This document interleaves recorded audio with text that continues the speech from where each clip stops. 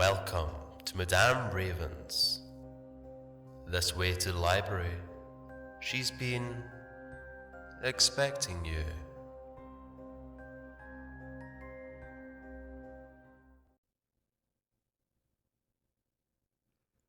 Today, my darlings, I have a long story for you. I know I've been promising you one, so we're going to give it a shot, shall we? I've brought you my friends, and I found something disturbing while hiking in Utah by the Globetrotter. Hello, Reddit.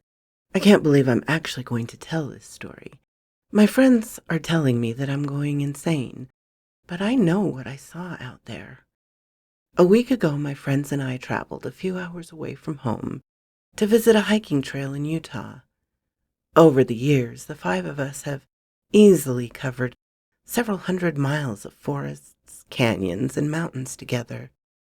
Some people like to play sports, some play cards, some start a band.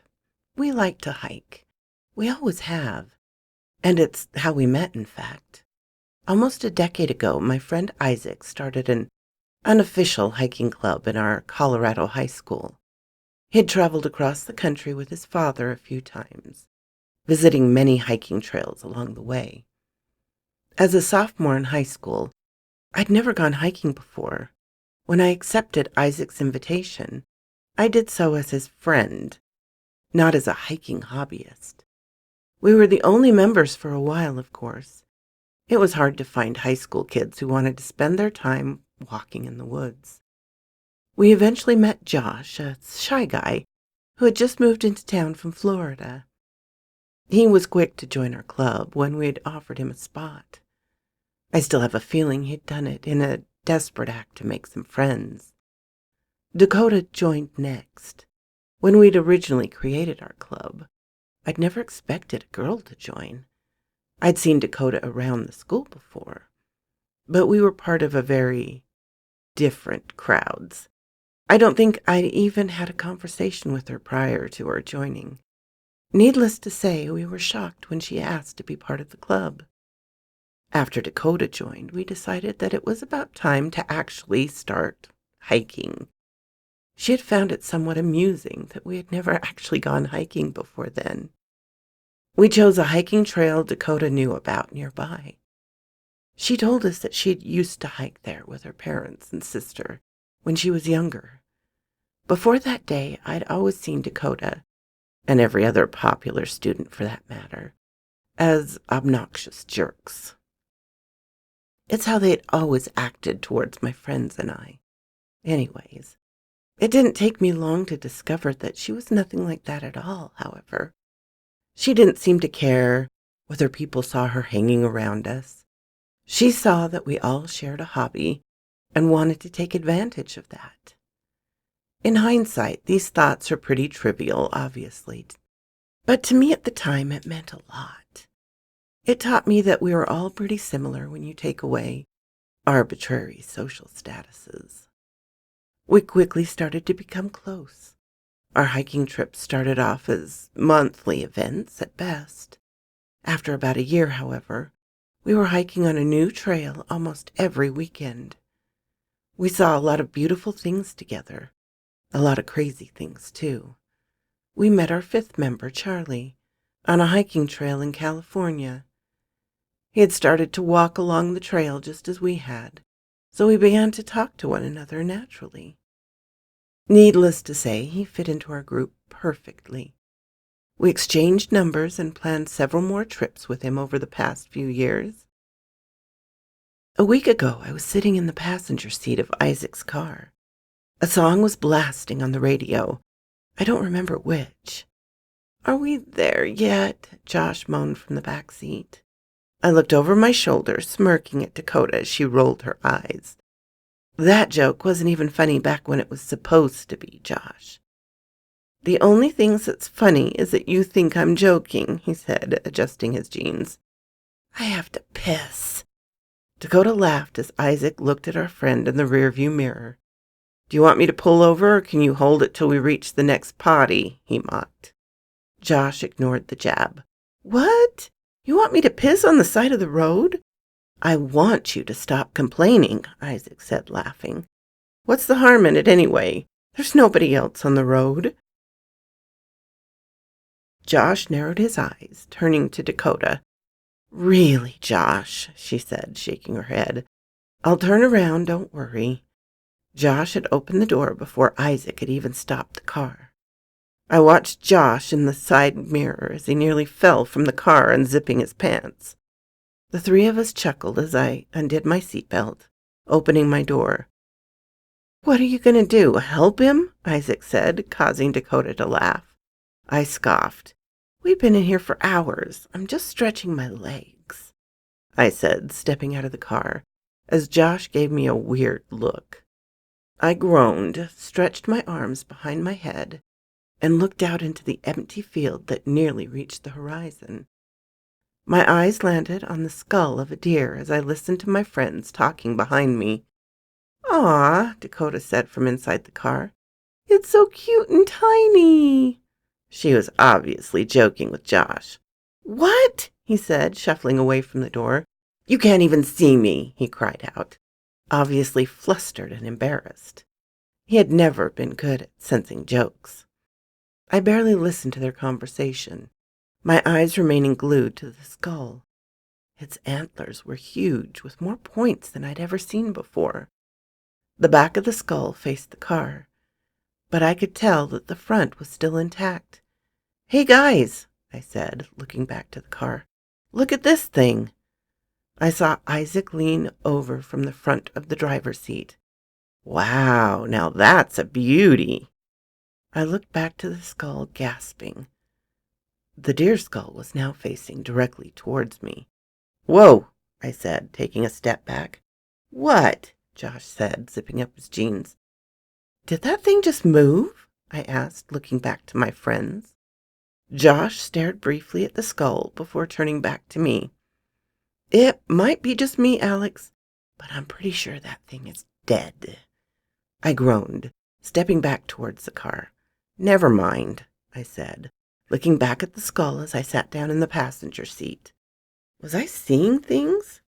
Poor thing, Dakota said, staring at the skull through the window as Isaac pulled it out onto the road.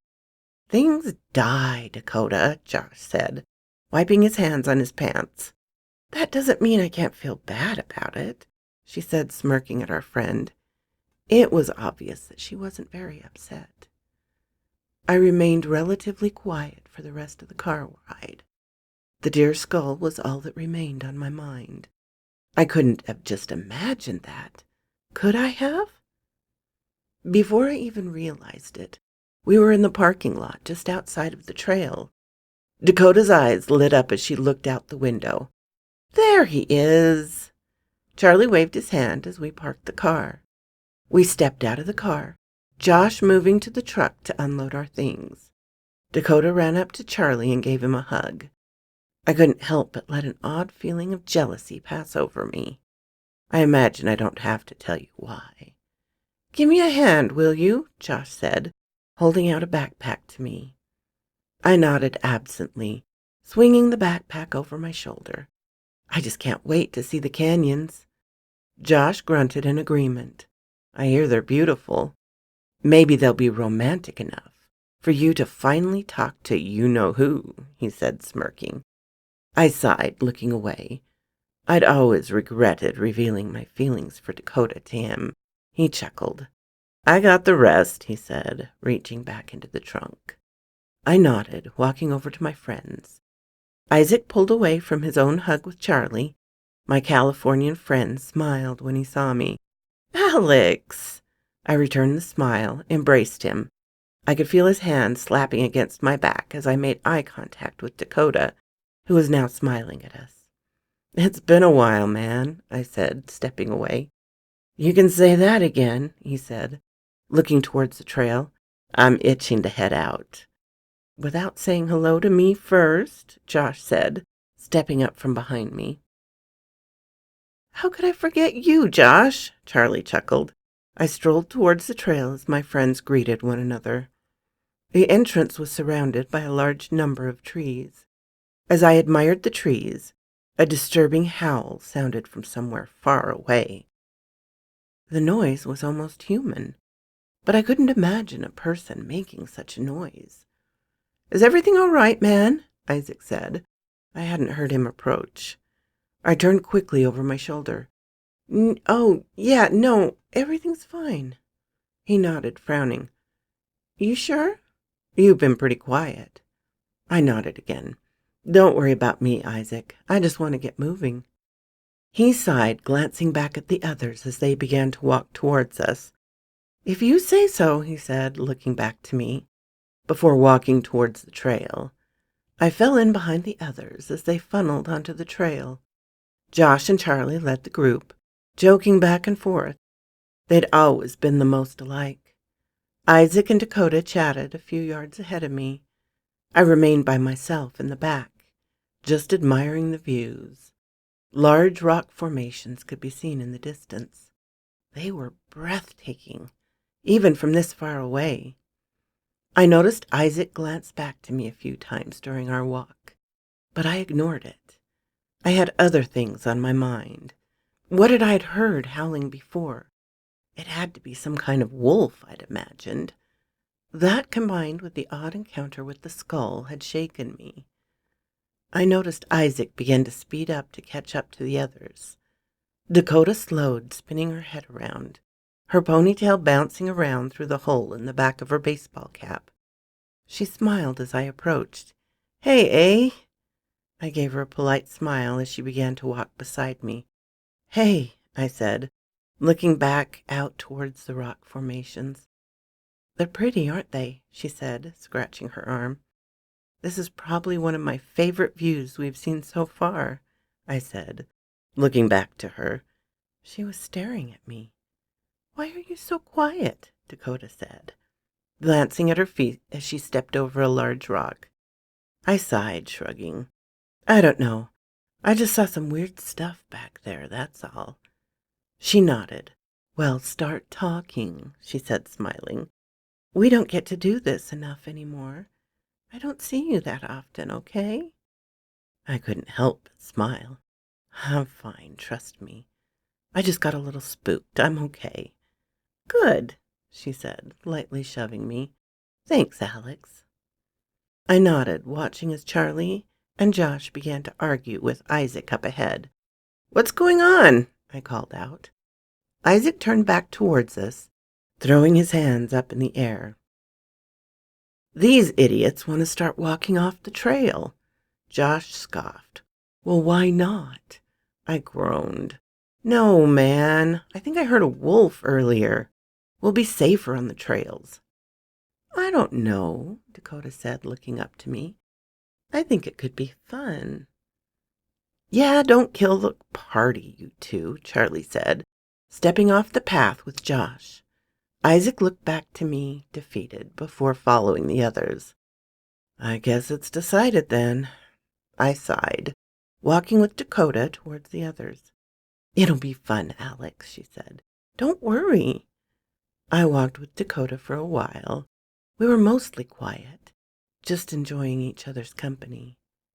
Every now and then we'd point out a cool rock structure in the distance, or a deep canyon. I found myself staring at Dakota a few times. As creepy as that may sound, I had to stop myself from telling her the truth several times. I slowed down as we approached the others, who had stopped up ahead.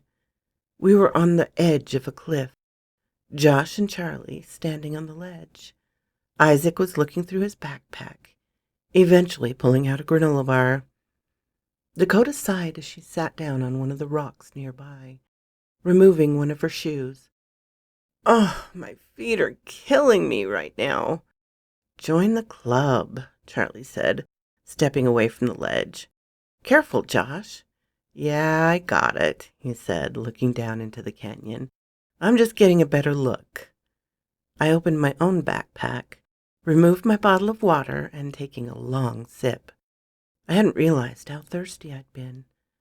"Josh, get over here," Isaac called out, shaking his head. "I don't trust you over there." I looked over to our friend who was now standing even closer to the ledge. No, wait, I see something. I was suddenly on edge. Charlie began to walk towards Josh. You're too close, man. Josh shrugged off the warning, leaning further over the canyon. I think it's some kind of animal, he said, shifting his foot. Josh gasped as the rocks beneath his foot fell into the canyon, his body following it. Josh! Dakota cried out as our friend fell into the canyon.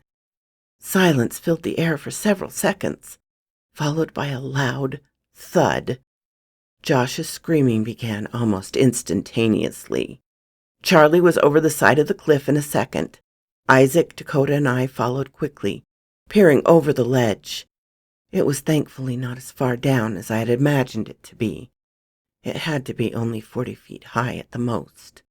Small ledges lined the sides of the canyon. Charlie was already halfway down. The three of us, without thinking, began to descend the side of the wall of the canyon. Josh's cries grew louder as we approached, his voice echoing between the rocks. I nearly vomited as I reached the bottom. I hadn't seen Josh from the top of the canyon. I hadn't seen his leg. A jagged snap bone stuck out of Josh's skin, about halfway up his left calf. His foot dangled loosely below it. Blood had started to pool out from his wound. Jesus, Isaac said, as Charlie knelt beside him and his friend, removing his shirt and beginning to tie it around the wound. I trusted that Charlie knew what he was doing, even if he didn't. Dakota had started to cry. She was beside me, her face in her hands. I hesitated before putting an arm briefly around her shoulder, trying to calm her. I'm sure Josh didn't need to be stressed out any further. Isaac and Charlie were knelt beside Josh, who was crying out in pain. We have to get him back to the car, Isaac said, rubbing his forehead. We're not going back that way, Charlie said, eyeing the wall. Not with his leg. I rubbed Dakota's arm, looking around. My eyes landed on a dark hole near the end of the canyon. Hey, I think there's a cave down there. Everyone, save for Josh, simultaneously turned their heads towards the cave. Charlie hummed. Are you suggesting we bring Josh underground? I shook my head. No, I'm just saying there might be another exit through there, that's all. Isaac looked back to Josh. That's probably our best bet. If anything, we have to move that way anyways. He said, pointing behind him, I don't see anything down there. Charlie nodded, reaching for Josh's arm. Well, we've got to move quick, whatever we do. Charlie and Isaac helped Josh to his feet, who swore loudly as his foot swung at the end of his leg. I had to look away. I felt almost as comforted with my arm around Dakota as she likely did, but I moved it anyway. The five of us began to move slowly towards the end of the canyon. We didn't speak, but our thoughts were shared. We didn't know what we'd do if the cave led nowhere. Josh had started to cry by the time we reached the cave. Guys, I'm so sorry, he cried out. Keep calm, Josh, Isaac said. We're going to get you to the hospital. I'm so effing sorry, he cried, shaking his head. Thank you guys so much for being my friends. I love you all so much. I felt my heart begin to hurt. He was speaking as someone who thought they were dying would. My father spoke like that when I was younger, right after his first heart attack. Don't worry, Josh, Charlie said, stepping away from our friend as Isaac took all of his weight. He stepped towards the cave opening, turning on his phone flashlight before looking back to me.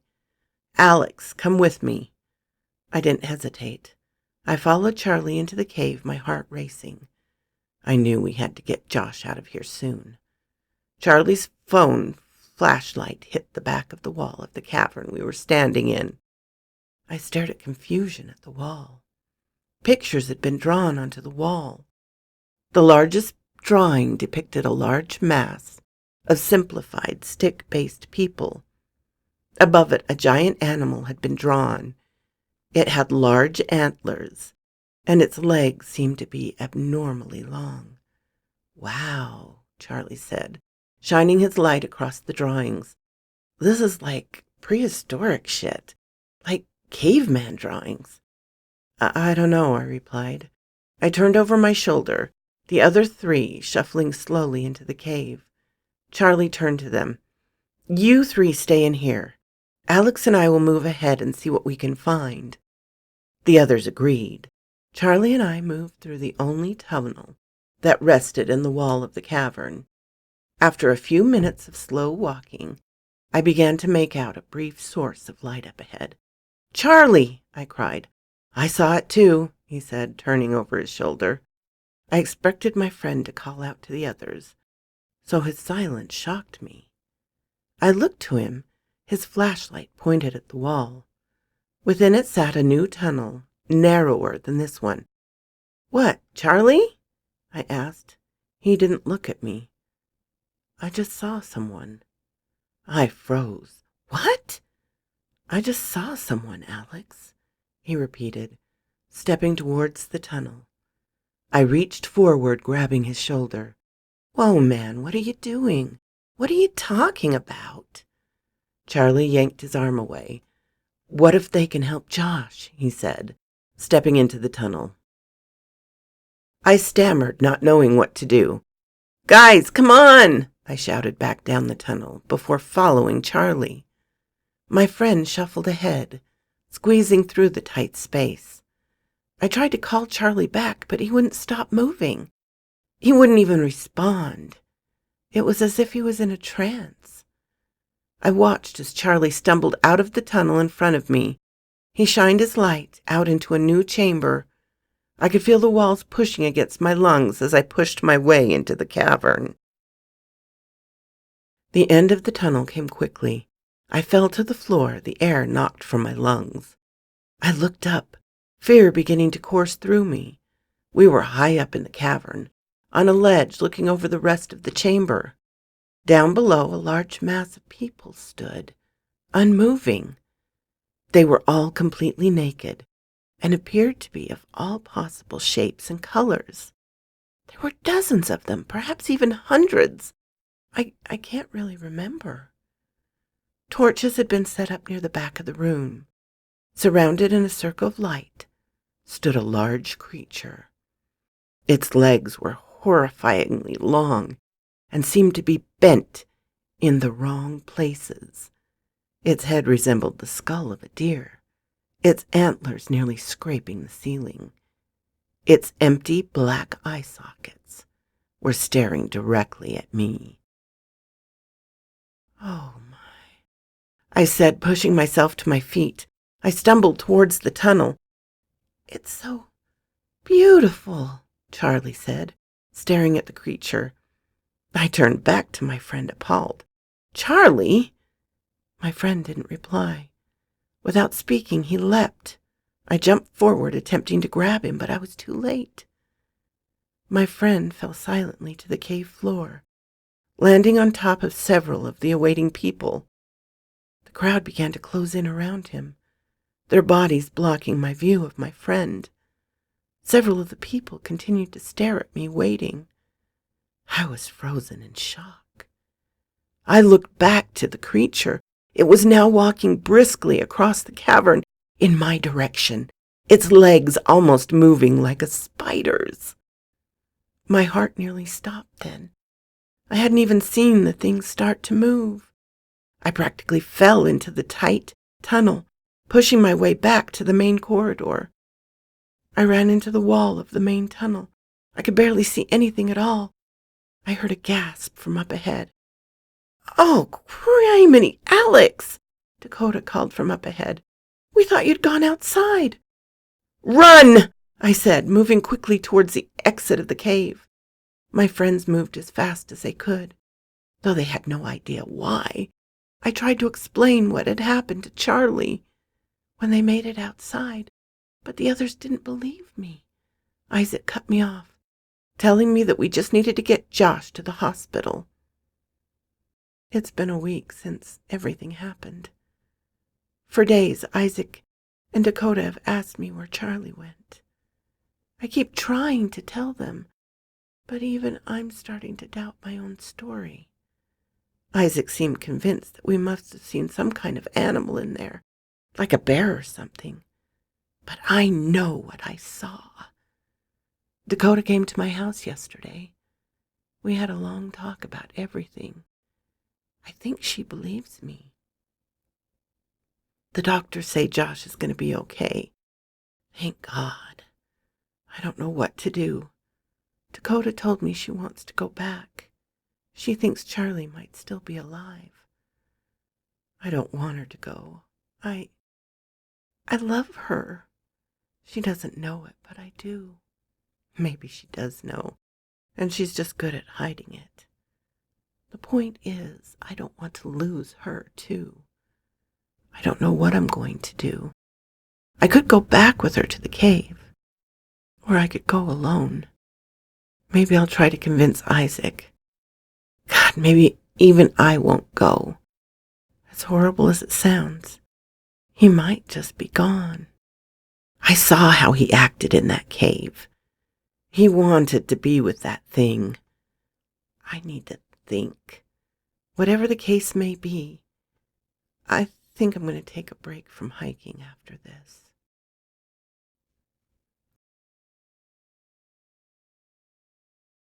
Hello again, Reddit. I'd like to imagine that I would have made the decision to return to the cave on my own, but I'd be lying if I said that your comments hadn't pushed me in that direction. I called Dakota around 7 o'clock last night. She picked up almost immediately. "Hey, Alex, what's up?" she asked, her voice slightly electronic. "I've been thinking," I said, trailing off. Did I really want to do this? "Yeah," she pushed, anticipation in her voice. I sighed. "I think we should go back to the cave," I said. My words met with silence. "I know Charlie's alive. He has to be." More silence came through the cell phone. "I was thinking the same thing," Dakota finally said, her voice quiet. We talked for a little while. We decided together that we would go tonight. There was no use in putting this off any longer. I was outside of her house around 8 o'clock. We'd both called off work for the next day and were ready to leave. The front door of the house opened within the first minute that I'd pulled into the driveway. She wore the same pink baseball cap from the week before, her blonde ponytail sticking through the back. I smiled as she stepped into my car. "Hey, A," she said, shutting the door behind her. She was trying to make this meeting feel normal, but it was anything but. "Hey," I said, gripping the steering wheel. She looked at my hands. "Are you feeling okay, Alex?" I nodded.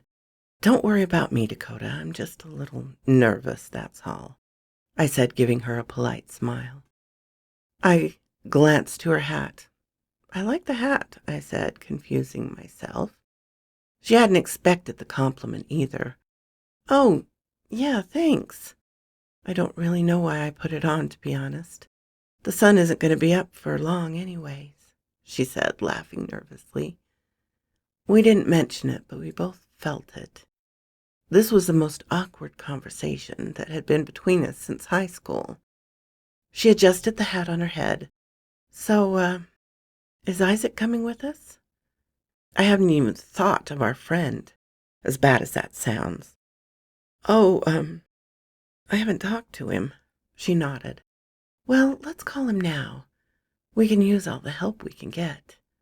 I pulled out my cell phone, scrolling through my contact list. Isaac's name was near the bottom. I clicked on his name and waited. "Hey," Isaac finally picked up, sounding tired. I put the phone on speaker mode. "Hey, man, what are you doing right now?" "I'm with Josh," he said. I could hear Josh trying to make a joke in response in the background. Dakota eyed me as I spoke. "Isaac, we're going back," I said, suddenly nervous. Isaac remained silent for a few moments. "No, you're not, Alex." I chewed my lip, looking at Dakota. "We have to, Isaac. We just left Charlie there, man. We owe this to him." Isaac groaned through the phone. It sounded like he was walking now. Look, Alex, I don't know what you saw in that cave, but we have to be realistic here. I don't think he's going to be there anymore. I frowned, staring into Dakota's blue eyes. It sounds like you don't even care, Isaac. Jesus, Alex, he said, flustered. You know that isn't true. I'm just being realistic. What are we going to do if a bear got Charlie? Or wolves? Hell, I'll humor your own theory for a minute. Say there's a giant deer, spider, whatever the freak creature in that cave. What then? We'd be better off getting into a fist fight with a bear.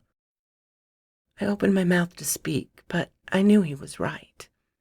Isaac continued. Look, I say we go to the police. This is what they do. Dakota spoke. Why would they ever believe us? Isaac hesitated. He hadn't realized Dakota was with me. Just don't mention Alex's story. Tell them it was a bear. They can deal with whatever ends up being.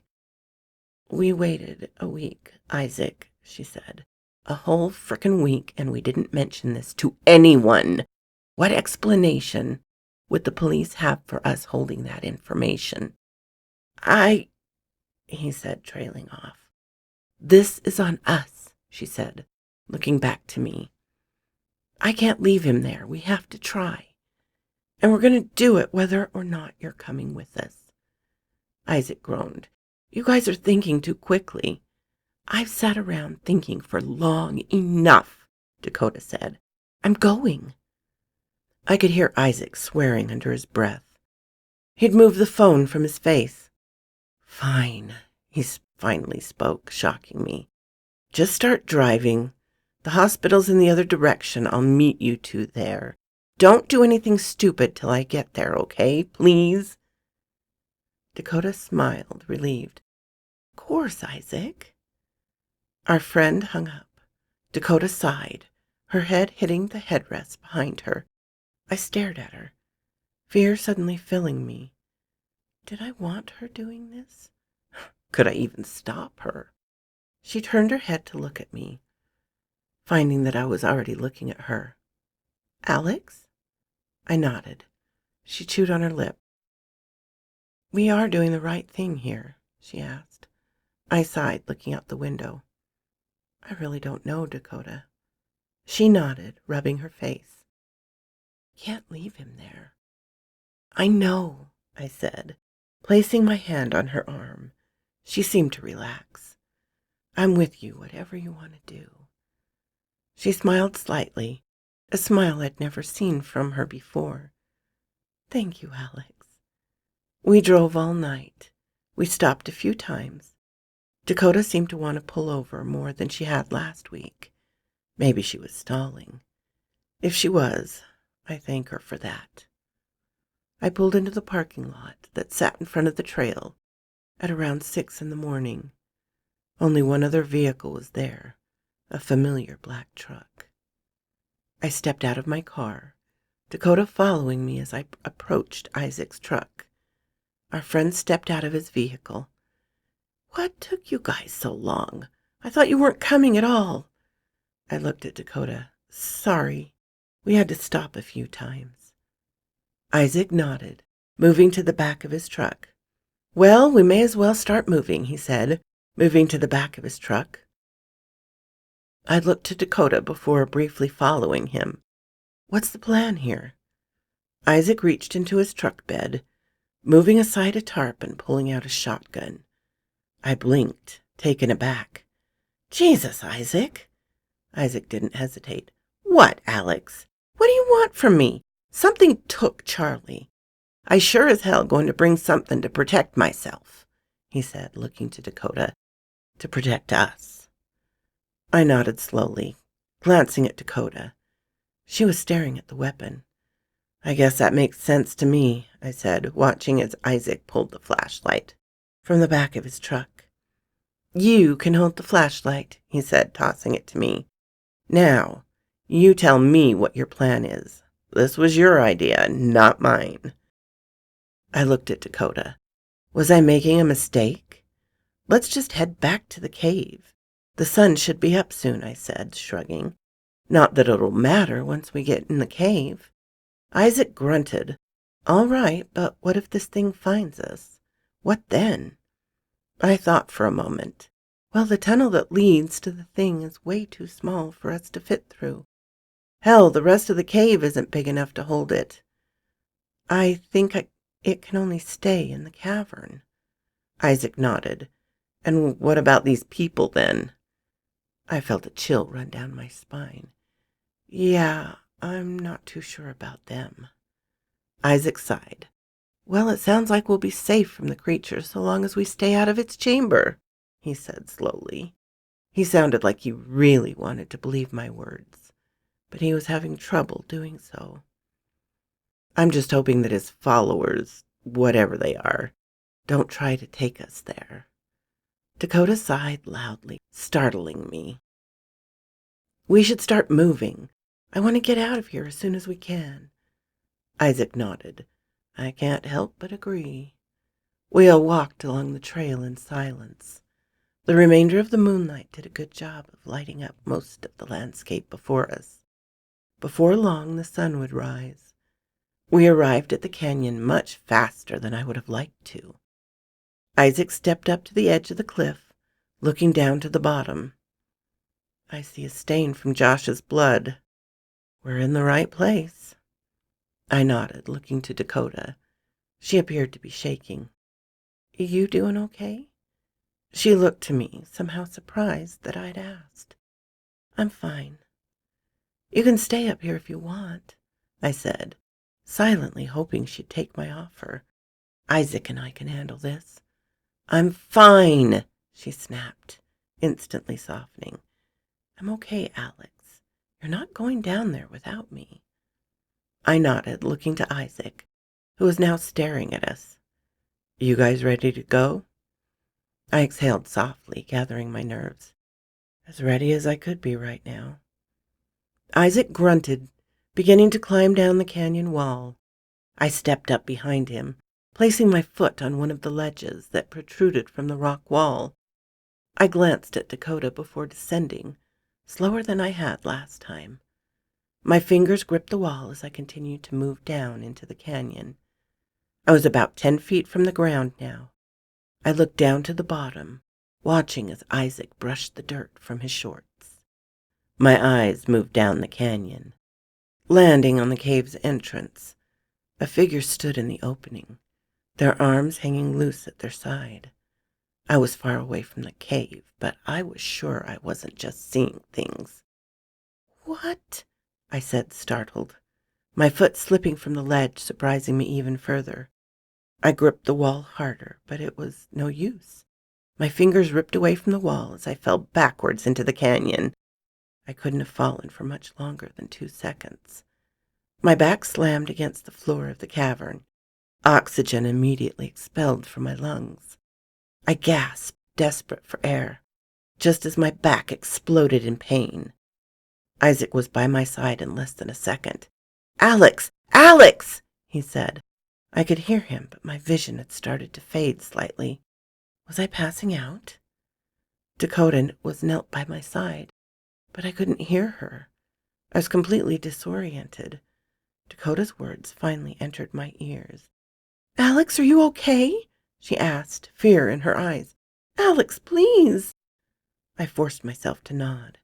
Relief seemed to crash over my friends. Jesus, are you sure? She asked, her hand on my arm. I pushed myself to a sitting position. My back hurt, but at least I wasn't paralyzed. I'm okay, I said, my voice completely shaky. Thank heavens, she said, resting her forehead against my shoulder. I thought you just freaking killed yourself. I felt comforted with her by my side. My eyes moved back to the end of the canyon. The entrance to the cave was empty. I think I saw someone down there, I said, pointing towards the cave. Down by the cave? Alex asked, gripping his shotgun harder. I think so, I said, not wanting to move away from Dakota. Looks like they've been waiting for us, then, he said, his voice finally showing signs of unease. That's just frickin' great. I pushed myself slowly to my feet. The flashlight rolled away from me once it hit the ground. It was now lying beside a small rock. There was a small crack in the protective glass above the bulb, but it was still turned on, thankfully. It wasn't much better than our phones could ever be. We moved towards the cave slowly, a new feeling of horror passing over me. What if Isaac was right? Had they been waiting for us to return? I shined the flashlight into the cave as we approached.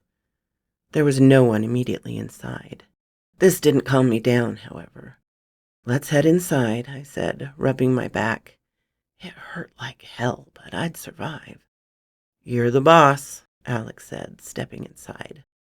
I'm glad he had a gun. It's more than Charlie had, that's for sure. We walked deeper into the cave. I kept Dakota behind me as Isaac led us down the tunnel. I made a point to keep the light in front of him at all times. I wanted to be sure he could see what he was shooting if it came to that. We eventually stepped into the first cavern. The flashlight's beam bounced off the back wall, the illustration causing nausea to tear through my gut. The drawing of the creature was eerily accurate for how simple it was. "That's the thing," I said, pointing at the mural. "Jesus," Isaac said as he walked slowly up to the wall. "What the hell is this place?" I looked at Dakota, whose own eyes were locked onto the wall. "What the hell is that thing?" she asked. Isaac stopped to the side. "There's more drawings over here," he said, looking back over his shoulder at me. I frowned, shining a light onto the adjacent wall. He was right. A group of smaller drawings lined the wall. I stepped up to my friend, holding up the light. The first drawing depicted one of the men from the main mural. In his simplified hands, he held a small creature, its head resembling that of the monster that took Charlie. The next picture depicted a man strapped to a rock of some kind. The man from the first drawing returned in the second, the small creature now visibly larger than before. "What is this, some kind of story?" Isaac asked, touching the drawing. I shined the light further down the wall. The next drawing showing the creature much larger than before. About a dozen men stood beside the drawing of a wall, all of them holding what appeared to be chisels. This final drawing led to the large mural on the back wall. "This is bizarre," I said, looking once more at Dakota. Her eyes hadn't moved away from the main drawing. I was worried about her.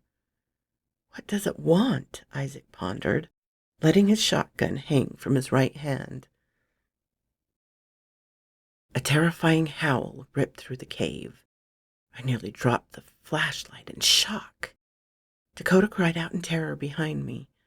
I spun, shining the flashlight onto her. The beam of light illuminated her back. Past her, in the mouth of the second tunnel, stood a naked man. He stared at us, completely motionless. I hadn't noticed that I'd started moving towards Dakota.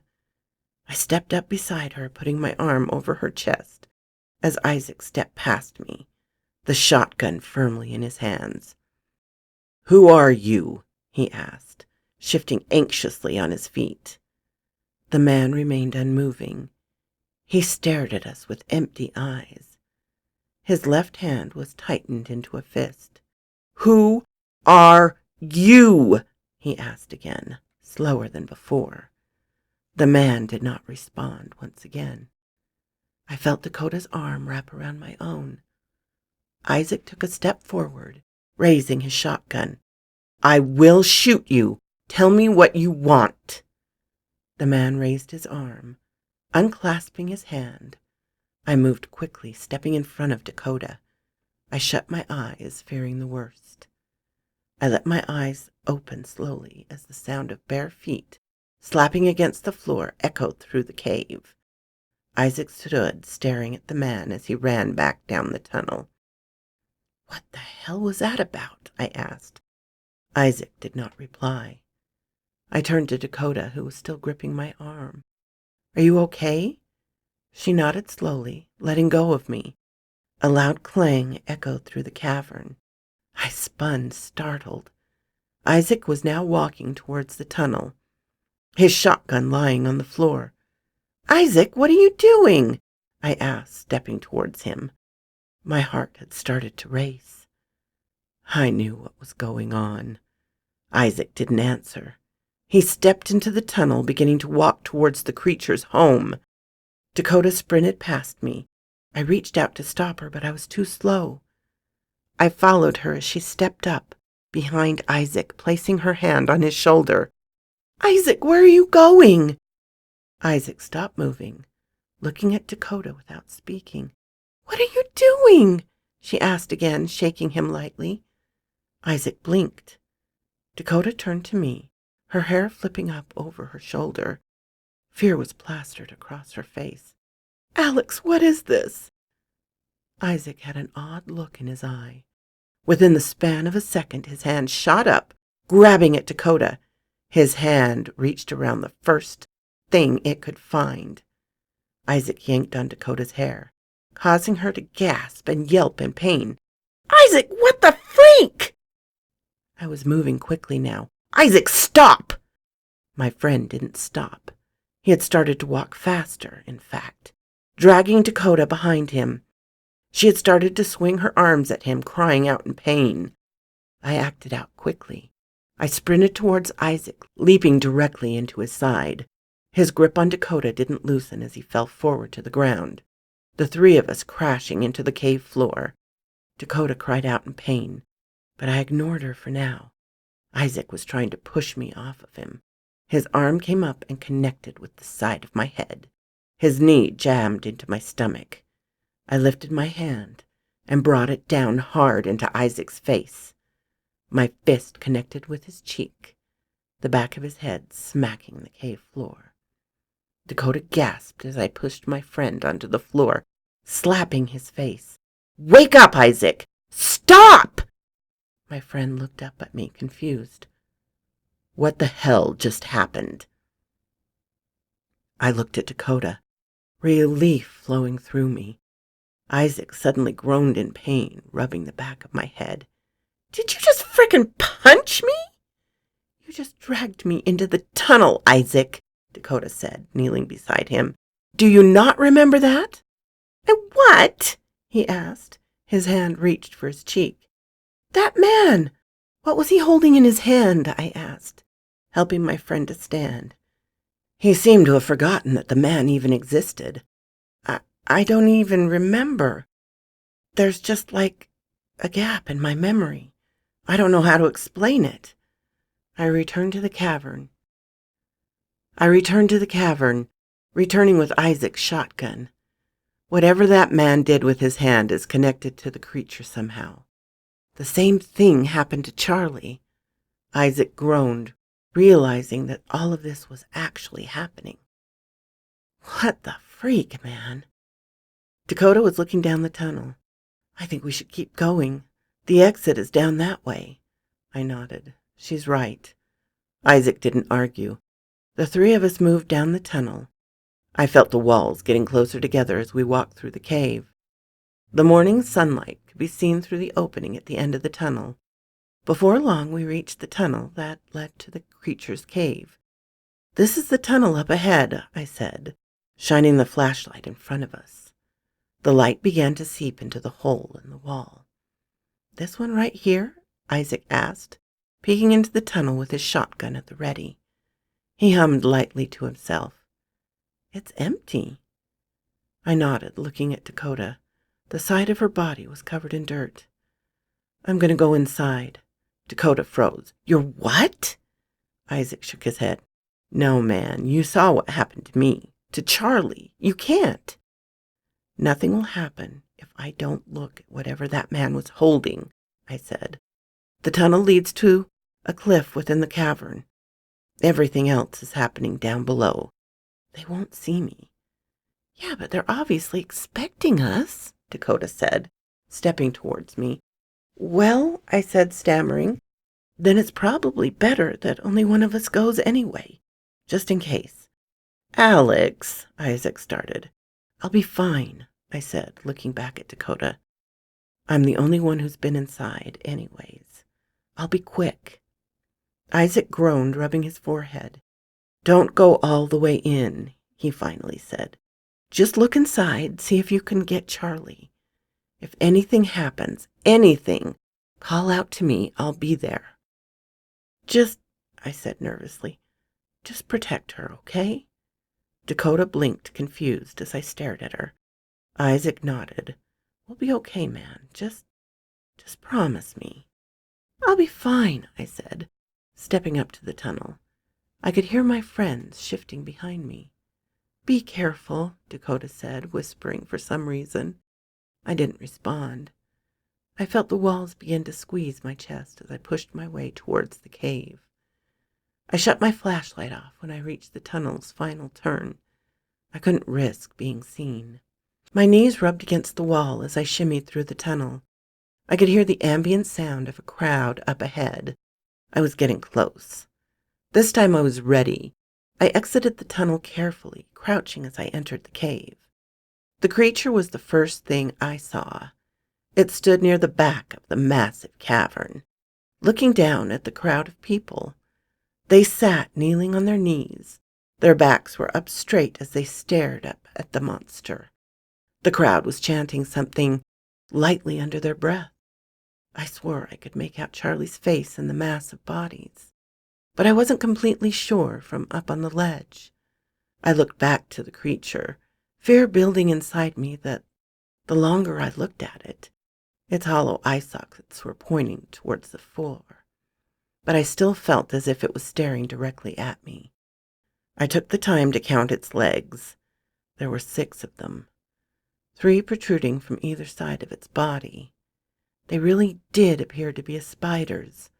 A large sac of some kind was growing near where its groin should be. Behind the creature, I suddenly realized there were ramp-like slopes leading up and around the walls of the cavern. Just as I'd seen it, I heard a soft grunt behind me. I turned, gasping loudly as I made eye contact with one of the naked men.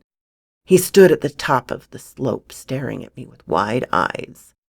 2 other men stood behind him, one with clenched fist. I looked back to the creature, stumbling towards the tunnel as the men began to move. It was looking at me now. "Run!" I cried through the tunnel. A haunting howl entered the tunnel behind me. I could practically feel the men following me as I pushed hard through the tunnel. "Alex!" Dakota cried out. Her voice was getting louder. I turned the corner, finding 2 dark figures standing at the end of the tunnel. I stumbled out of the tunnel, nearly crashing into Dakota and Isaac. Looking down into the hole in the wall, his eyes becoming wider as he saw the men approaching us. I pushed Dakota towards the exit as Isaac stood in front of the tunnel. "Stay away," he said, his voice trailing off. A gunshot echoed around the tunnel as I moved with Dakota. Dakota gasped as Isaac fired. A loud cry of pain escaped from the tunnel. The creature howled in return from deep in the cave. Isaac eventually stepped out into the morning light behind us, leaning on his knees. "Jeez," he said, catching his breath. "Did you find Charlie?" Dakota asked. "I think so," I said, breathing heavily. "It was so hard to tell." "What the freak do we do now?" Isaac asked. Looking back down the tunnel, the other men were nowhere to be seen. "We can't go back now," Dakota said, shaking her head slowly. "There's no way we'll be able to get Charlie after that." "We need to come back when they aren't expecting us," I said. "I shook you out of that trance, Isaac. Maybe we can still help Charlie." "I'd only just been put into it, Alex," Isaac said, rubbing his face. "We don't know for sure that'll work with Charlie. Plus, who knows whether or not these people will ever not know we're coming." I sighed. He was probably right. "I'm not leaving Charlie, Isaac." "Neither am I," Dakota spoke up. Another howl exploded from the cave. It was a pained cry. We'd killed one of its followers. It couldn't be very happy. Isaac shook his head, looking away. He finally spoke after a short time. I hope you know that I want to help him, Alex. I'd die in order to save him. You just have to see that this doesn't seem very possible. I nodded. I know, but what choice do we have? Isaac sighed. Tonight, then, he said. We'll come back tonight with more material. We'll kill that frickin' thing. And we'll get Charlie back, okay? I couldn't help but feel that the pain was far-fetched, but I did want it to be possible. I'm in. So am I, Dakota said. We have to stick together in this. Dakota, I started. I can take care of myself, Alex, she said. You can't stop me. I couldn't help but smile. Tonight, then. We rented a motel room about 20 minutes away from the trail. There are only 2 beds. Isaac decided to take a nap out in the car. We needed to rest before tonight. Dakota is softly snoring on the other side of the room. I don't want her to go with us tonight. But there's almost nothing I could do to stop her. I don't blame her, though. I love these guys, Isaac, Charlie, Josh, especially Dakota. I put a lot of thought into this. I'd rather die trying to save Charlie than live knowing that I let him suffer like this. I know the others feel the same way. I need to get some sleep. I have a long night ahead of me. If I don't update you all tomorrow, I'm sure you can figure out what happened. If you had told me a week ago that Josh would be the one to get the best part of this deal, then I would never have believed you.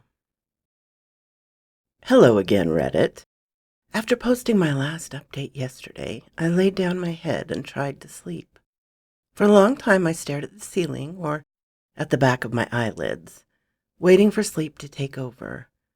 Every time I closed my eyes, I could see it staring back at me. I finally fell asleep at around 3 in the afternoon.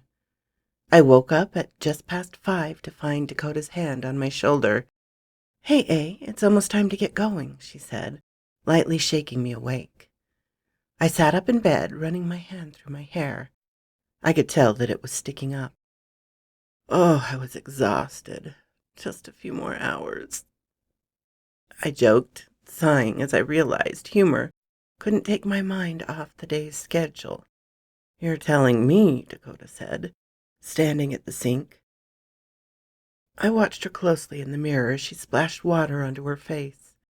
I sighed once more, looking at my cell phone. I could see that some of you had commented on the update. Almost all of you were in agreement. I needed to go to the police. Hey, Dakota, I said, scrolling through my phone. She said, drying her face with a cloth she found in a nearby drawer. I think we should call the police, I said, chewing on my lower lip.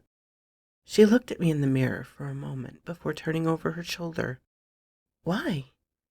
I sighed, setting down my cell phone. Look, Dakota, this is all too much for us. That thing is unpredictable. We know nothing about it. What are we supposed to do anyway? Do you actually believe we'll be able to kill that thing by ourselves? Dakota lowered her eyes. Alex, she said, groaning, I just don't know. What if they just try to kill everybody inside?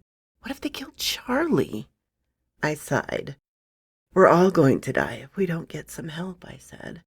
Charlie has no chance of living if we go in alone. I'm sure of it. Plus, I want you to be safe. The police can do that. Dakota gave me a look, setting herself on her bed facing me. You don't have to worry so much about me, Alex. I can handle myself. I nodded slowly, my brain churning. This was my time. I wasn't sure we'd be alive this time tomorrow, so go for it, right? Dakota, I'm sorry, I said, scratching the back of my neck. I'm just worried. I don't want you to get hurt, okay? I care about you. A lot. You have no idea. Dakota sighed, closing her eyes. You know, I used to like you too, right? I blinked. What? Dakota noticed. I forced myself to move on. You never said anything to me about it, so I just thought you didn't feel the same way, she said, opening her eyes. And I waited, Alex. I stammered. Dakota, I just didn't want to ruin anything between us. Dakota held up a hand. Let's talk about this tomorrow, okay? She said, giving me a polite smile. I could feel my face burning with embarrassment as I nodded. Somewhere inside of me, though, joy had begun to form. She wanted to keep the conversation going, just not right now. She was right, after all. We had bigger things to worry about. I tried my hardest to push away the conversation. So, I said, squinting, the police? Dakota nodded. You're probably right, Alex, she said, sighing. I hope you're right. Let's talk to Isaac, I said, slipping on my shoes. Dakota stepped out of the door to the parking lot, leaving it open. I made sure to slip my phone into my pocket before heading outside. I could see Isaac slumped over the front seat when Dakota approached his window. His mouth was hanging wide open. Isaac jumped as Dakota knocked on the window, not expecting to be woken up so suddenly. He rubbed his eyes, lowering the window. Can you be any louder? And I was in the middle of a good dream, too. Dakota smiled, opening the back seat door. What was it? Isaac shrugged as I sat in the passenger seat. I don't remember. I just know I wasn't here, he said, sighing. What's going on? We should soon head to the trail, Dakota said, glancing towards me. And Alex, I think we should call the police, I said, nodding towards her. Isaac cracked a smile. I'm honestly glad you said that. We really shouldn't be doing this alone. I nodded, unable to shake the feeling that I was making a mistake. It's probably for the best. I don't think we can do this alone. Isaac looked at Dakota in the rearview mirror. Let's get to it, then. Isaac was the one to call 911. We had talked for a short time before he had made the call. Discussing what we planned to say, we decided that we would tell the operator that our friend had simply disappeared while we were hiking. I was certain that they received calls like that all the time. Several times through the conversation, the woman on the phone asked if Charlie would have considered just running away. I imagined she didn't want to waste resources on a missing person case when it was only an adult male who had every right to leave town without telling anyone. Once we'd made it clear that he was likely in danger, she let us know that some officers would meet us at the trail. We sat in Isaac's truck for a little while, waiting for the officers to arrive. It had been nearly 30 minutes now. A police car appeared at the end of the road. The siren was off. I looked through the windshield as the police officer pulled his car into the parking lot. There were 2 men in the car, both of them staring at their cell phones. They didn't appear to be any rush. The officer in the driver's seat stepped out of the vehicle, adjusting his pants. He was quite heavy, with a thick brown mustache on his lip. Quite the stereotypical police officer, you could say. The officer looked at me from the other side of the parking lot, pointing. Are you Eric? I turned to Isaac, disbelief entering my gut. Was he serious? Yeah, I called out. That's us. The man nodded and leaned back into his car, speaking to the officer in the passenger seat. The second officer looked to be in his early 30s. He was in much better shape than the first officer. The officers approached us. The first one spoke. I'm Officer Warren, he said, pointing to the other man. This is Officer Thompson. Can I get your names? This is Alex and Dakota, said Isaac, pointing at each of us. My name is Isaac, by the way. Ah, that's my bad, Officer Warren said, smiling. The radio's been acting up all day. I could hardly hear a damn thing. You're lucky we showed up to the right place. The other cop laughed. But I did not find their joking very amusing. Neither did Dakota, apparently. Can we please hurry? I feel like our friend might be in danger.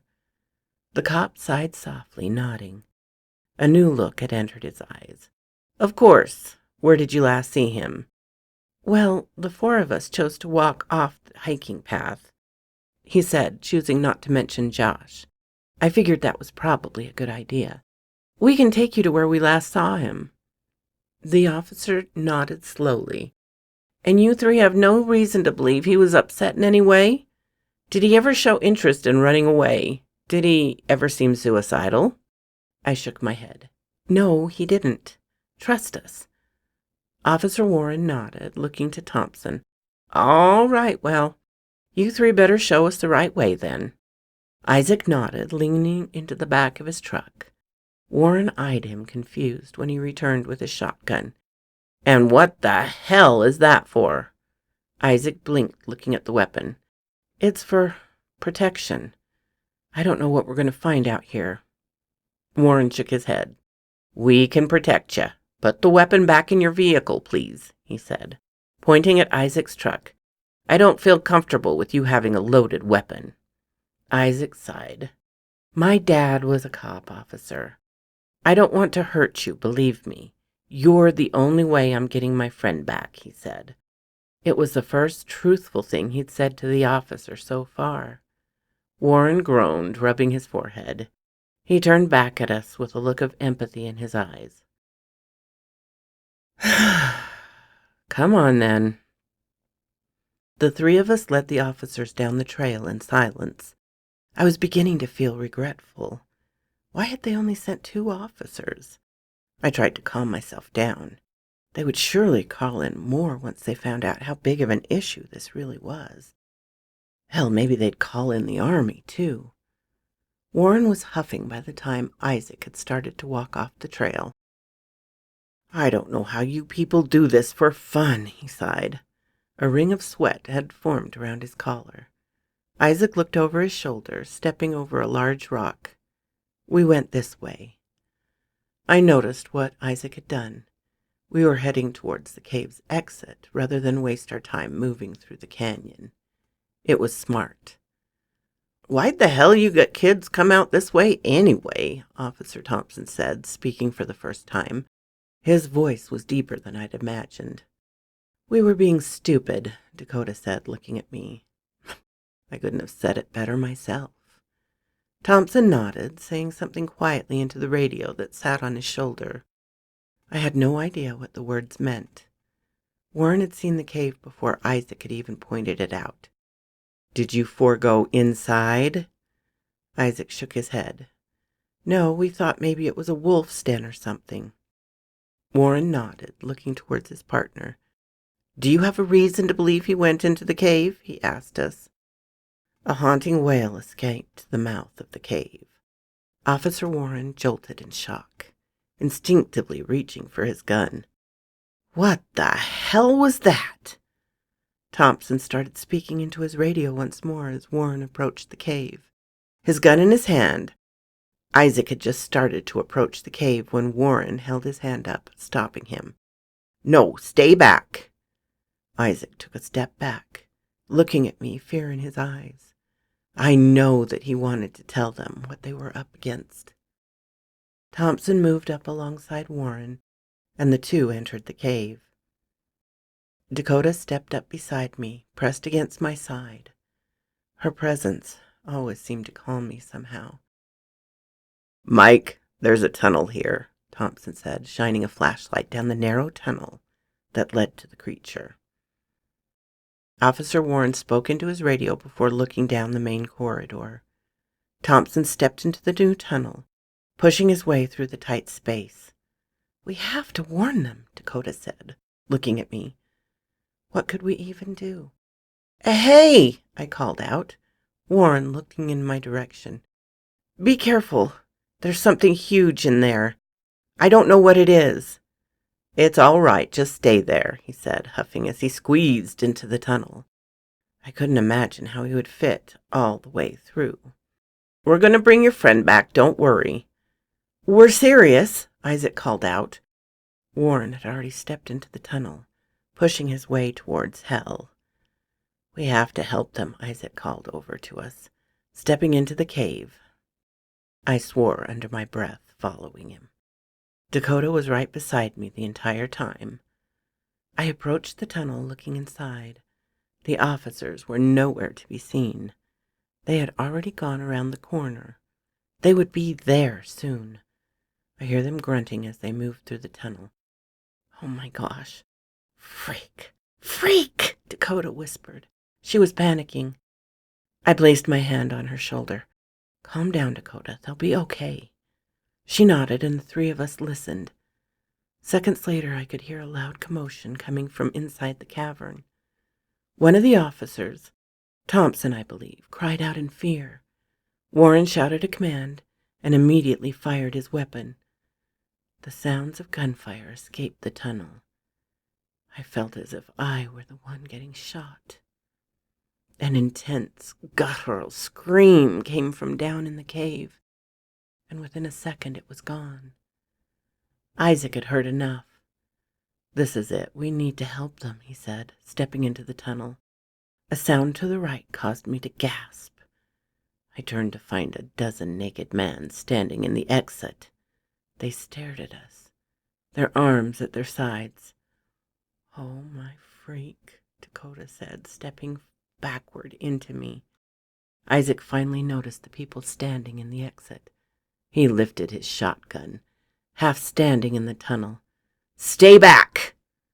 I stared at the people, my heart pounding, my palms started to sweat. I hadn't noticed, but Dakota had grabbed my hand. A loud grunt sounded from behind me.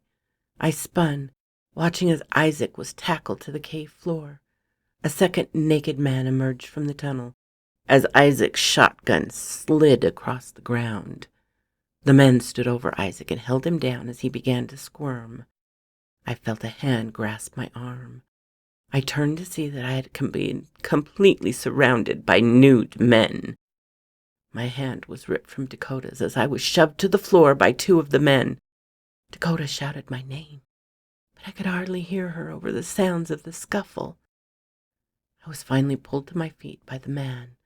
Isaac stood a few feet away from me, struggling to free his arm from the man that held him back. A large man reared back his fist and plunged it into Isaac's stomach. My friend gasped in pain, his knees crumpling as he hung limp in the man's arms. I was shoved quickly towards the tunnel. I managed to look at Dakota one more time before entering the tunnel. Tears were starting to fill her eyes. I had done this. I had freaking killed her. Pain filled my body as I was forced through the tight tunnel. I cried out, attempting to stop my captors, but they refused to slow down. None of the men had spoken since they found us. They remained completely silent as they forced us down the tunnel. I flopped down onto the floor at the end of the passage. As I looked up, I made direct eye contact with the creature, who sat in the back of the cave, its legs folded underneath it. I stood quickly and spun, punching one of the men in the jaw. My fist immediately began to hurt as the man recoiled. Several of the other men stepped up to grab me, grabbing me by my arms and legs. I was lifted into the air. My legs kicked out in an attempt to free myself, but it was no use. With one final cry, I was tossed off the edge of the cliff. I plummeted towards the cave floor. I watched the ceiling move farther away as I waited for my back to smash into the rocks below. I crashed into the crowd of people. I fell directly onto one of the members of the crowd, the two of us stumbling to the floor. He moaned in pain as I crashed into him, my breath completely knocked out of my lungs. The smell of body odor and crap immediately filled my nostrils. I gagged as I was dragged by the men through the horde. In my daze, I swore I could see several women among the crowd. I was thrown from the edge of the crowd into a small clearing near the middle of the cavern. I pushed myself slowly to my feet, attempting to catch my breath. I fell quickly back to the floor as I looked up towards the creature, who was sat directly in front of me. It did not seem to be bothered by my presence.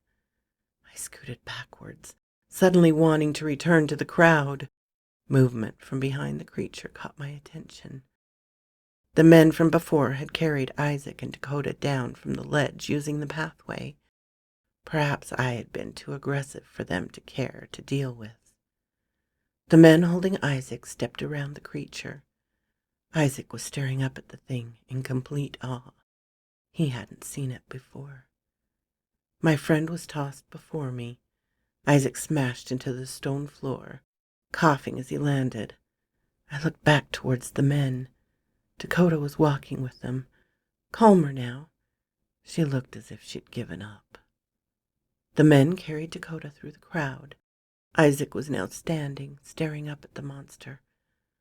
"What the freak?" he said, looking over to me. I finally noticed the large rock on the other side of the room. The men carried Dakota towards the rock as she continued to cry. "Let her go!" I called out.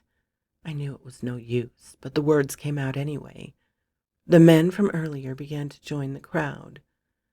One, near the front, held Isaac's shotgun firmly in its hands. I couldn't help but notice a new, heavier face at the front of the crowd, Warren's large body now completely naked. I looked back to Isaac, who continued to stare at the creature. "Isaac?" I said, moving towards him. My friend ignored me. "Isaac, what do we do?" Isaac looked at me, his eyes blank. I could hear Dakota start to scream. I spun quickly, watching as the men began to hold Dakota against the rock. A new man began to slowly wrap a rope around her, tying her in place. "Dakota, stay calm," I called out. I doubt she heard me. The man began to tie a knot in the end of the rope as Dakota attempted to kick. Her legs had been strapped down, though, so she merely wiggled beneath the tight restraints. The large crowd began to close in around Dakota. An old woman stepped up to Dakota, grabbing onto the lower hem of her shorts.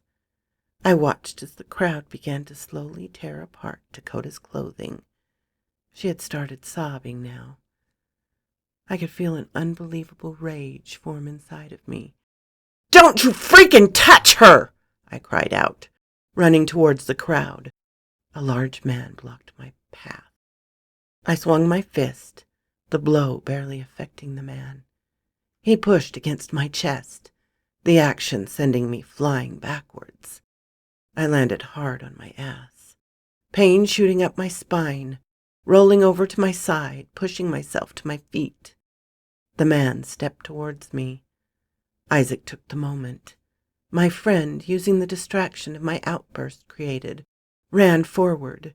He grasped his shotgun in his hand, tugging on it.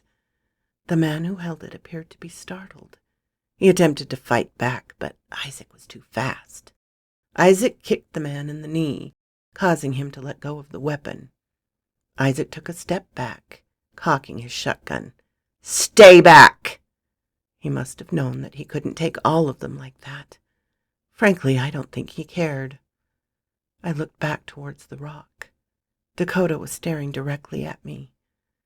I felt completely defeated in that moment. Was this my fault? Isaac was going to die in this cave. I was going to die in this cave. "Dakota? Dakota!" I called out. I wanted to say it at least once. I love you." She started to cry harder at that point. I was satisfied. I was ready to die then, if it came to that. I shifted on my feet as the large man began walking towards me. I had no idea I was going to defend myself from a man his size, but I knew I had to do something quickly. A loud bang exploded from my left. The lower half of the large man's face was ripped off as Isaac fired his shotgun. I looked to my friend, shocked. He was looking at me with an odd look in his eye, like he knew what was about to happen. A man from the crowd began to panic and charge towards Isaac. Isaac spun, firing the shotgun. A large hole appeared in the man's chest as he slumped to the ground. I hadn't seen the creature moving, and neither had Isaac. By the time Isaac had noticed, it was too late. My friend spun, aiming the shotgun at the monster, but the creature was too fast. Its head crashed into my friend, sending him flying towards me. He flopped over onto his sides about 10 yards away from me. The creature moved quickly. I watched as the monster knelt down, taking Isaac's leg into its jaws. My friend cried out in pain as he was lifted up into the air, his leg bending at a horrible angle. The creature lifted its head and in one swift movement placed Isaac into its mouth. A loud, wet snap filled the air as the creature crushed my best friend alive. Dakota had started to scream hysterically from the other side of the room. I couldn't move. I was in complete shock. My brain had not yet processed that I had just witnessed my friend die. He died, saving me. The creature began to chew on Isaac's corpse, feasting. I pushed hard against the ground, sliding towards the back wall, my eyes landing on Isaac's shotgun. It was resting on the cave floor, directly beneath the creature. The monster noticed me moving as the crowd began to erupt behind it, its massive head lowered, the long antlers scraping against the ceiling as it did so. Its dark, hollow-eyed socket became a dark red as chunks of flesh fell from the empty holes. I didn't have much time. I pushed myself clumsily to my feet, sprinting directly towards the creature. I heard it howl in confusion as I ducked beneath it, reaching for the shotgun. My fingers wrapped around the weapon just as the creature bit down onto my left leg. I cried out in pain, gripping the shotgun as hard as I could. I watched as the ground began to fall away from me. The crowd stared up at me as I was lifted into the air. I tried my best to push aside my pain. I cocked the shotgun just as Isaac had and aimed it towards the creature's mouth. I fired. The blast tore through the creature's face, blowing a hole in its skull. It opened its mouth, dropping me and letting out a shrill cry of pain. The entire room had fallen silent. My back smacked against the ground. I rolled over quickly onto my stomach, attempting to stand. The crowd no longer looked at me. I turned over my shoulder. The creature had stumbled into the nearby wall, wailing. I pushed myself up, holding the shotgun in my hands. I couldn't feel the pain in my leg anymore. As I approached the creature, my eyes landed on the sack that protruded from the creature's groin. I took my chance. I lifted the shotgun, firing into the sack. The creature cried out in pain, looking down at me. The left half of its lower jaw was missing. I fired a second time, and a third, the creature struggling to remain standing. It fell to one of its knees, scrambling in an attempt to stand. The contents of the sack became too much for the damaged exterior. The skin tore. An audible ripping sound filled the air. A small hunk of meat fell from the sack, followed by two more. They remained attached to the creature by long, meaty cords. Umbilical cords? The creature slipped in the pool of its own blood. It toppled into the side of the cliff, its antlers crashing against the rock wall. Shards of bone flew across the room as the creature slumped to the ground, unmoving. The room remained eerily silent for several seconds. All at once, a horrific cacophony began to fill the room. The crowd erupted into an intense sobbing. My eyes scanned the room. What the freak was going on? A man a few feet in front of me fell to his knees, tears flowing from his eyes. A woman near the back of the room began to shriek. The man in front of me reached down to the floor. Lifting up a large rock, he forced the rock up into his face. A loud pop indicated that his nose had been broken. Watching in horror as the man lowered the rock from his face, blood began to pour from his nose as the rock crashed into his forehead. The man began to repeatedly beat himself in the face with the rock, eventually falling completely to the ground. His body continued to thrash around in pain as the man behind him began to watch. They were killing themselves. I scanned the room trying to find Charlie. I'd come this far. I didn't want to lose another friend today. I moved farther into the cave, stepping over another man who had started repeatedly smashing his skull onto the floor. As I ran, a body fell from the ledge above me. A man's head smashed into the floor, immediately splitting open. His neck bent at a disturbing angle as he landed, which killed him instantly. I recognized the man as Thompson, but I tried to ignore my feelings. I needed to find Charlie. I found him at the edge of the cavern. He was standing in the corner, smashing his head into the stone wall. I was on top of him within seconds. The two of us crashed to the floor, Charlie's hands immediately beating against my back as I attempted to hold him down. Charlie's hands moved to his own face, his fists connecting with his nose. I held down his arms as best as I could.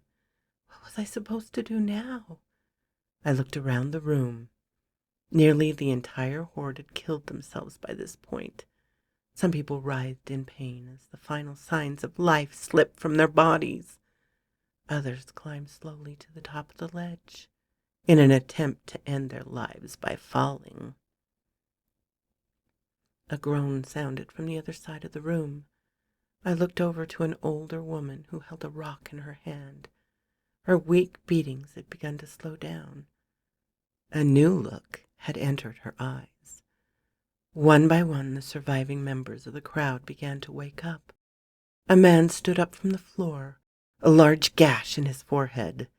He looked around the room, unable to comprehend what he was seeing. "Alex?" a soft voice called. I looked back to Charlie, who was looking up at me with confusion in his eyes. "Charlie?" I asked, continuing to hold him down. "What the hell is going on?" he asked, looking down towards his exposed groin. I fell backwards off my friend, groaning as the pain returned to my leg. My eyes moved immediately to Dakota. She remained tied to the rock, staring directly at me. I ran to her, finding a sharp rock on the ground. The rock tore through the ropes, allowing her to slide down to the ground. She stood, half naked, scratch marks on the skin where her clothes had been ripped off. We didn't speak. Dakota threw her arms around my neck and began to sob. I held her for a while, watching silently as the survivors began to regroup and try to figure out what had happened. The police arrived soon after. Warren must have called for backup before entering the cave. I didn't care anymore. I just wanted to go home. I traded one friend for another yesterday. Isaac is a frickin' hero. He was my best friend. I'll never forget what he did for us. For me. Charlie seems to be doing okay, or as well as could be, at least. The police are holding him for questioning, but I don't think he'll be charged with anything, obviously. The corpse of the creature in the cave should be enough evidence. Josh has no idea any of this happened. I plan to go talk to him after this is over. I don't know how I'm supposed to explain this to him. Oh, I hope he understands. Dakota, she slept over at my place last night. She didn't want to be alone. She spent a lot of her time crying in my room. I don't blame her. As for me, I'm doing okay, I guess. I still feel as if none of yesterday's events were real, but I'm constantly reminded by the fact that Isaac isn't sitting here next to me. I apparently shot off one of my toes when I fired at the creature's face. That kind of sucks, I guess. I'd have chosen to lose my legs, too, if it meant Isaac could have come home. I got a weird call this morning. They said they were some government agency that deals with this kind of thing. Apparently, they just recently worked on one case with these kids down in the Everglades back in November. I don't know what they want or what any of that means, but I don't really care, to be honest.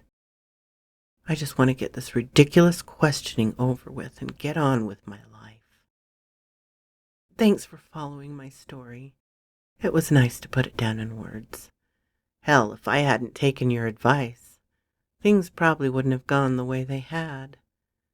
It could have gone so much worse, and probably would have too, so for that, I thank you so much, Reddit. I've got to run now. This update is too long as it is, and I've got a conversation to finish. So quoth this raven. I did promise you a long one, my darlings. I hope you enjoy this. And I do appreciate you all so very much for sticking with me, for listening to my stories. It's just incredible. A special thanks to my Patreon supporters, Ermin and Darren and Jennifer, and Laura and Charlotte Emerson. If you like this, please hit the little button to let me know. If you didn't, hit the little button to let me know. Leave a comment. I'm always glad to talk with you, my darlings. I'm open to suggestions and criticisms, critiques. If you have not subscribed, please do so and ring the little bell so you know when to come up and see me. And I will talk to you next time, my darlings. Farewell.